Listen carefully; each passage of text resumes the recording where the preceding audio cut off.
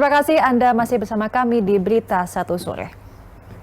Pemirsa Haya kerap merasa diganggu karena sering bolak-balik ke tempat berjualannya. Seorang tukang bakso menganiaya seorang anak berkebutuhan khusus. Selain informasi tersebut, kami juga memiliki sejumlah rangkaian peristiwa kriminal menarik lainnya yang menjadi pilihan redaksi. Dan berikut kami hadirkan dalam catatan kriminal Berita Satu Sore.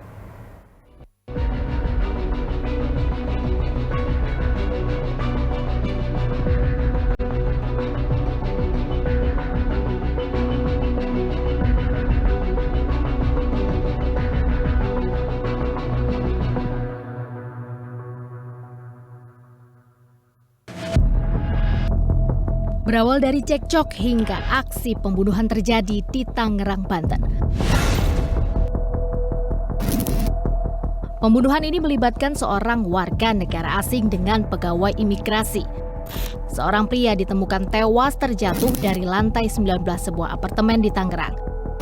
Korban pertama kali ditemukan oleh petugas keamanan yang mendengar suara pecahan kaca sekitar pukul 3 dini hari.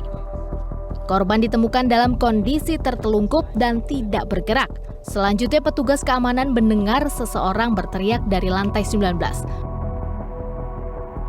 Petugas kemudian berinisiatif mendobrak pintu unit apartemen tersebut dan mendapati seorang warga negara Korea Selatan tengah memegang sepanci air panas mendidih dan sebilah pisau di tangan kiri.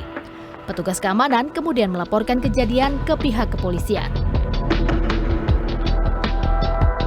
Diketahui, korban adalah Trifatah Firdaus, petugas Rudenim Imigrasi Jakarta Barat.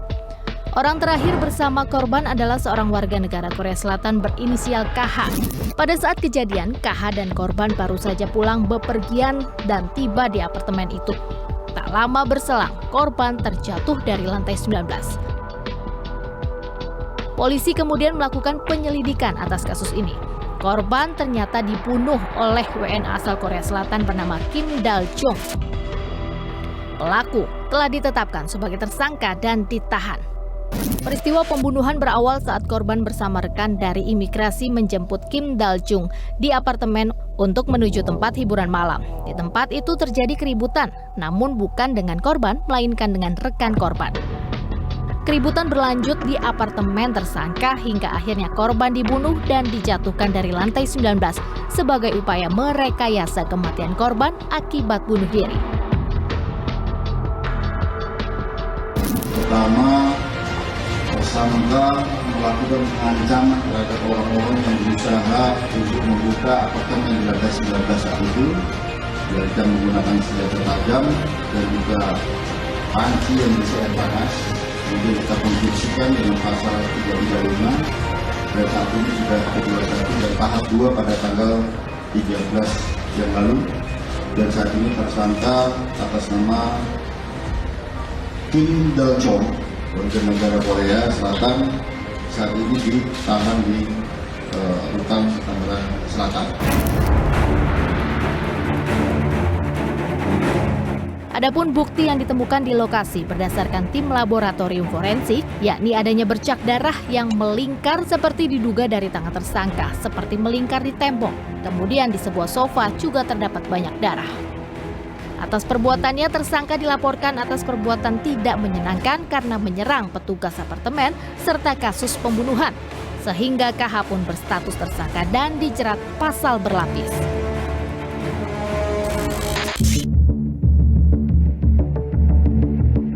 Tak hanya di Tangerang, pembunuhan di kawasan apartemen gegara cekcok dan sakit hati juga terjadi di Bogor, Jawa Barat.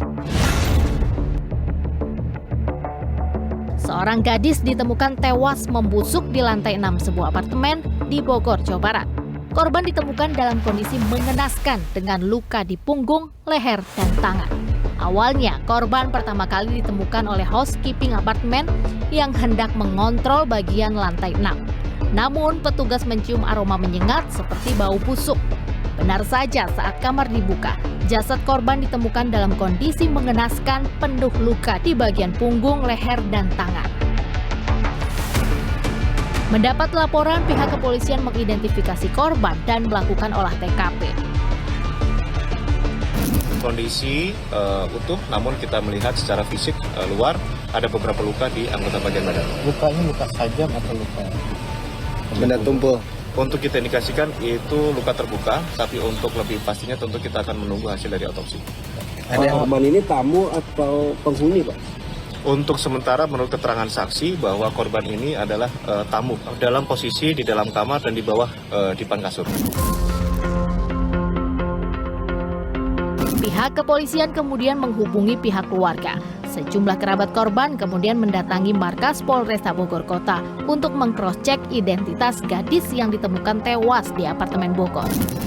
Kepala Desa Pamijahan Abi Kusnadi yang juga merupakan kerabat korban memastikan gadis cantik yang tewas itu benar merupakan jasad Nindi Putri Marifa, seorang mahasiswi jurusan keperawatan Stikes Wijaya Hudaya, Bogor. Menurutnya Nindi awalnya pamit pergi untuk kuliah. Korban juga berpesan jika tidak pulang maka dirinya akan menginap di salah satu kos temannya. Pihak keluarga pun meyakini Nindi merupakan korban kejahatan karena barang-barang miliknya seperti sepeda motor dan laptop dilaporkan hilang. Keluarga pun menginformasikan terakhir kali korban meninggalkan rumah usai dirinya dijemput oleh kekasihnya. ciri-ciri yang bersangkutan itu A1 bahwa itu adalah Nindi. Dan saya sendiri langsung melihat jenazah korban, ya itu kami yakin itu Nindi. Hari Jumat bapaknya kontak WA, tetapi tidak dibalas. Tapi checklist 2, artinya itu HP-nya masih aktif, ya. Nah, sejak itulah kemudian semua keluarga mencari ke beberapa teman-temannya, saudara-saudara.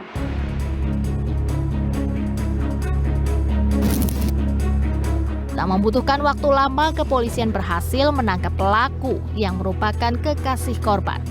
David Ai Lesmana merasa sakit hati pada korban lantaran kerap diejek di depan teman-temannya.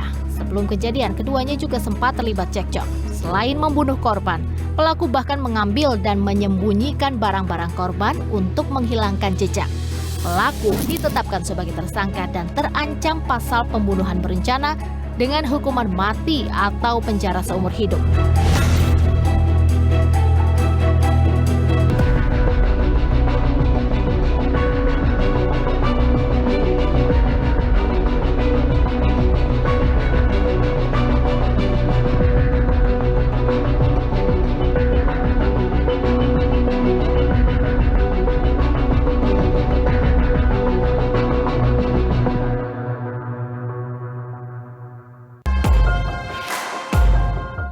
Hanya kerap merasa diganggu karena sering bolak-balik ke tempat berjualannya.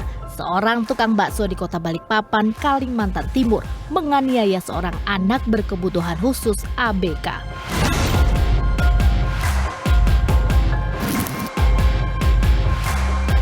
Seorang penyandang disabilitas berinisial IW di Kota Balikpapan, Kalimantan Timur, mengalami luka bakar yang cukup serius di lengan kanannya.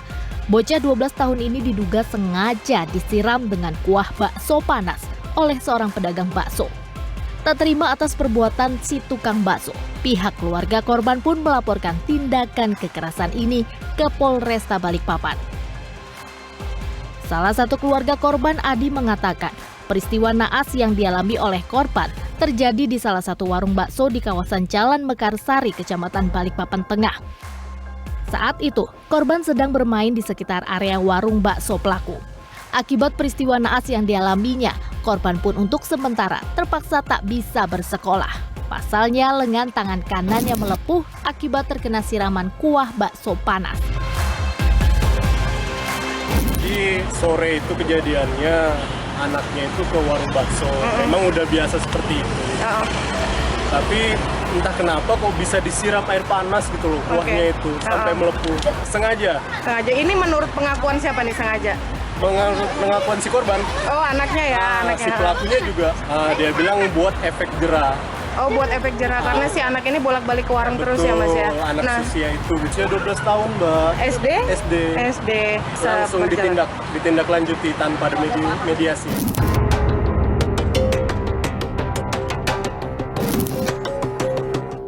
Pihak keluarga berharap kepolisian segera turun tangan dan menangkap pelaku agar mendapat hukuman yang setimpal.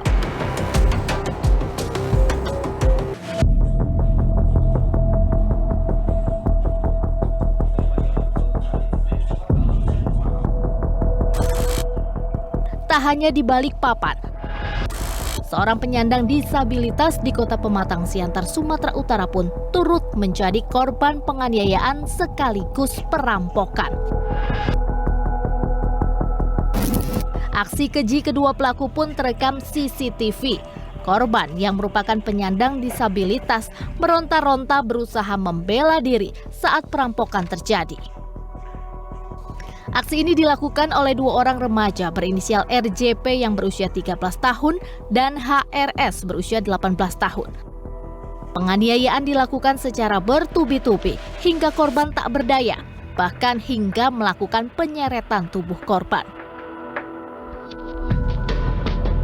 Kapolres Pematang Siantar mengatakan, berdasarkan keterangan pelaku yang secara kebetulan melihat korban membawa sejumlah uang, langsung merampas uang milik korban.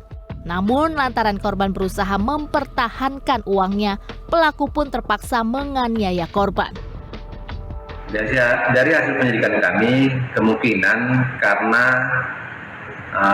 mama dari tersangka ini ingin menjual harta yang ada dari peninggalan suaminya. Jadi mungkin si anak keberatan tersangka ini sehingga ingin membawa mamanya untuk diobati di rumah sakit jiwa.